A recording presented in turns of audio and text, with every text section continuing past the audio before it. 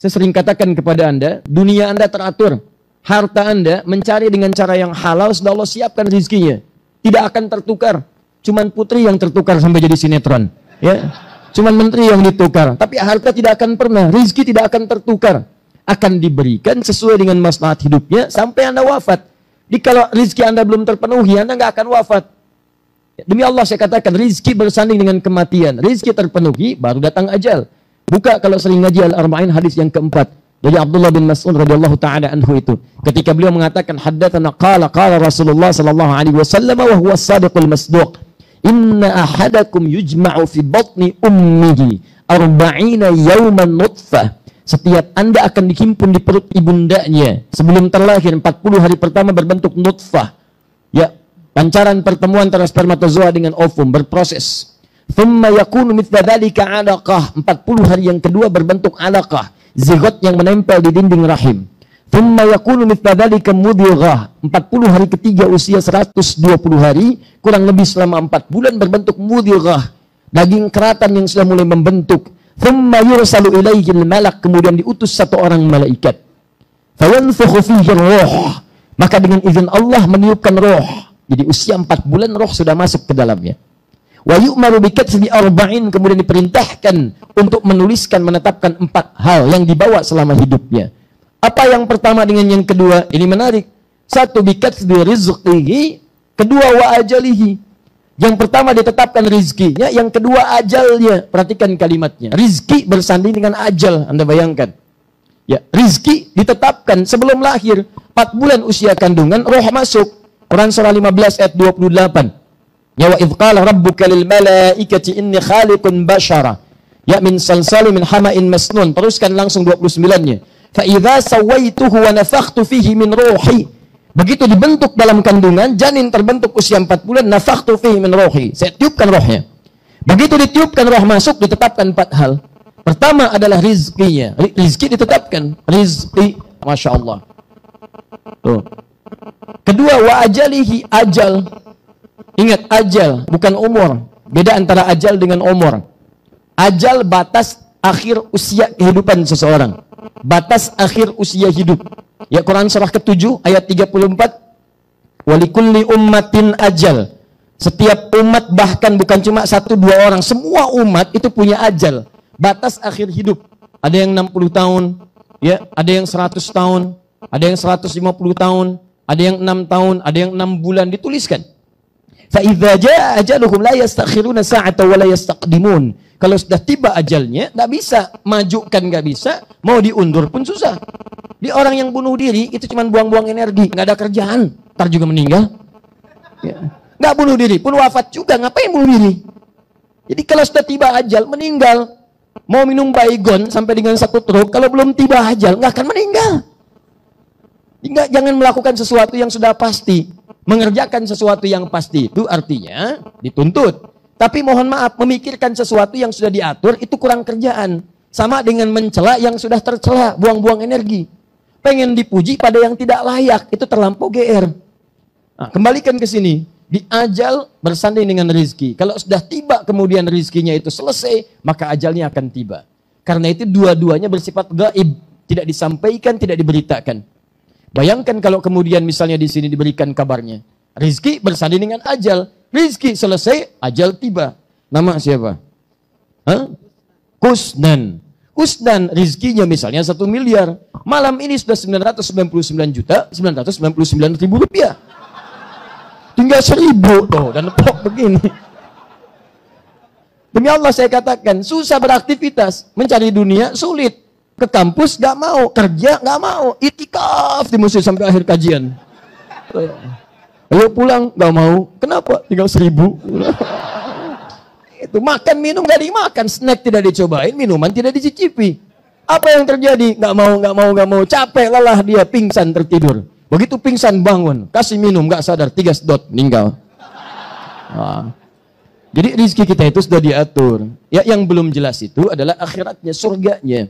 Karena itu jangan sampai kesibukan Anda mencari rezeki melupakan muara Anda untuk pulang ke akhirat. Karena satu masa Anda akan meninggal. Jangan kemudian Anda habiskan waktu untuk mengejar dunia sementara akhirat yang pasti tiba dan Anda yakin. Ini orang-orang pada aneh sekarang. sudah yakin akan meninggal, tapi nggak siap-siap dengan meninggalnya. Aneh orang ini. Tanyakan pada setiap orang, yakin nggak meninggal? Yakin dia. Yakin wafat? Yakin. Tanyakan persiapan wafatnya apa? Jadi kalau seseorang sudah yakin dengan sesuatu, dia akan menyiapkan diri untuk meraihnya. Nah sekarang banyak orang aneh, yakin meninggal, tapi nggak pernah punya persiapan untuk wafatnya. Kan Allah sudah berikan rumus tuh. Kalau orang cerdas, orang paham, orang mengerti, ketika diberikan jalan, dia akan telusuri. Ini jalan ke Pusri ini. Belokan cuma 2 ya, ingat jangan yang ketiga. Kalau nggak kanan kiri, cuma 2 ini. Nah, bagaimana arahnya? Sini lurus, kemudian belok kanan, lurus lagi kiri, mentok, itu Pusri. Diikuti petunjuknya, nyampe cepat. Nggak diikuti petunjuknya, tersesat antum.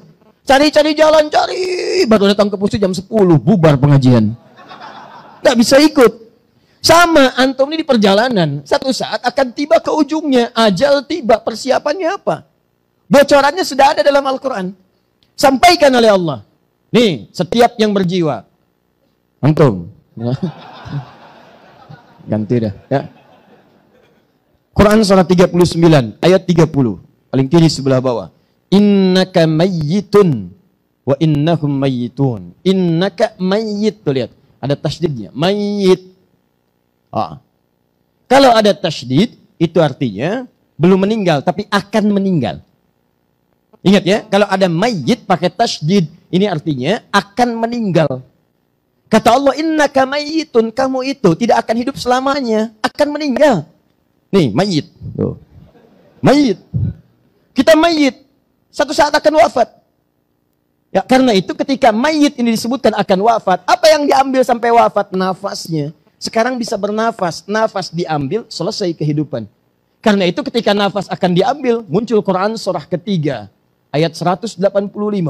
Kullu nafsin dha'iqatul maut. Kullu nafsin dha'iqatul maut. Setiap yang punya nafas, punya jiwa, itu akan diambil. Apa yang mengambil? Maut. Nih. Lihat, mayit diambil kemudian ini oleh maut. Maut ngambil. Siapa yang bawa maut? Quran surah 32, ayat yang ke-11. Paling kanan sebelah bawah. Ya. Qul yatawaffakum malakul mautil ladzi wukkila bikum. Katakan setiap kalian yang bernafas itu akan kedatangan malakul maut untuk mewafatkan. Yatawaffakum, wafat bahasa Al-Quran. Wafat bahasa Al-Quran. Diwafatkan oleh malaikat. Siapa yang ngambil? Namanya malakul maut. Malakul maut. Kalau malakul maut sudah datang, diambil kemudian nafasnya, ambil, maka tersisa bulatan di sini, hilang kemudian nyawanya, jadi mayit dia. Mayitun. Kalau sudah tidak ada tasdidnya, jadi bulatan di atasnya, ini artinya sudah meninggal orangnya. Selesai. Mayit. Ya. Makanya dulu Shisuke Watanabe tahun 1997 itu suka menulis tuh film-film kartun. Di antaranya Dragon Ball, ya kan? Son Goku, Son Gohan lawannya Piccolo dan sebagainya, ya kan? Iya, saya suka baca tuh. Kalau nonton nggak ada kerjaan. Begitu di Kamehameha habis meninggal, nyawanya hilang kan suka ada bulatan di atasnya itu. Ya, ini dia. Tuh. Apal saya. Kamu belum tentu tahu tuh. Ya, saya tahu, saya Satya Baja Hitam saya tahu. Ya, namanya Kotaro Minami. Terus senjatanya, maaf, ya, pedang matahari. Tendangannya tendangan maut. Ayo, apalagi kendaraannya belalang tempur, berubah robot Satya Baja Hitam RX, Satya Baja Hitam Bio, saya tahu saya. Apa hubungannya pembahasan kita ya sini? Jadi saya sampaikan sekali lagi, sudah, cuma dibocorin oleh Quran nih. Setiap kita nggak akan lama hidup. Jadi kalau orang terlampau banyak loba dalam urusan dunia, menikmati urusan dunianya, nggak siap-siap dengan kematiannya, bingung dia dari hidupnya. Banyak orang gelisah ketika akan wafat.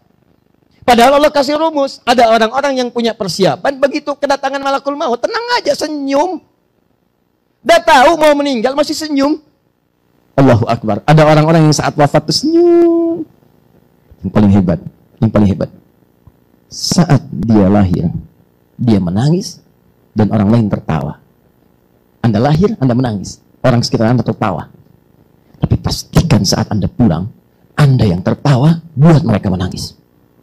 Tukar keadaan itu. Anda yang harus tertawa, minimal senyum. Dan mereka yang menangisi kematian Anda pada saat itu. Ada orang-orang yang saat kedatangan maut, mereka itu tersenyum. Senyum, ada yang tertawa, ada yang bahkan persiapan, ada yang bahkan bersegera untuk merindukan bertemu dengan Rabbnya. Karena itulah ketika dia akan wafat, diturunkan langsung Quran surah ke-89, ayat 27 sampai dengan ayat 30 itu. Ya ayyatuhan nafsul mutmainnah, irji'i ila rabbiki radiyatan mardiyah, fadkhuli fi ibadi, wadkhuli jannati. Jannah. Jadi begitu akan wafat ditampilkan surganya, karena dia sudah cari bekal saat di dunia. Hafalkan Qur'annya. Sama normal, dia berangkat kerja juga. Berangkat kerja juga, macet juga, lewati lampu merah juga. Cuman bedanya begitu sampai lampu merah, dia buka tuh hafalan Qur'annya. Dia dengarkan murotalnya. Setiap satu lampu merah, satu ayat dia hafalkan. Berikutnya dia murajaah. Berikutnya murajaah. Berangkat pertama kali 5 lampu merah. Pulang 5 lampu merah. Begitu pulang hari pertama sudah dapatkan dia minimal 2 ayat. Berangkat, hafalkan 2 ayat. Setiap lampu merah dia murajaah. Pulang murajaah lagi. 2 ayat, 2 ayat, 2 ayat. Saat wafat dalam keadaan sedang murajaah dengan Qur'annya. Perhatikan, orang melihatnya musibah betul. JT6 110, Lion Air kemudian terjatuh. Orang semua menangis, betul. Tapi pernahkah orang belajar, di balik sekian yang meninggal itu berapa yang sudah menyiapkan kematian?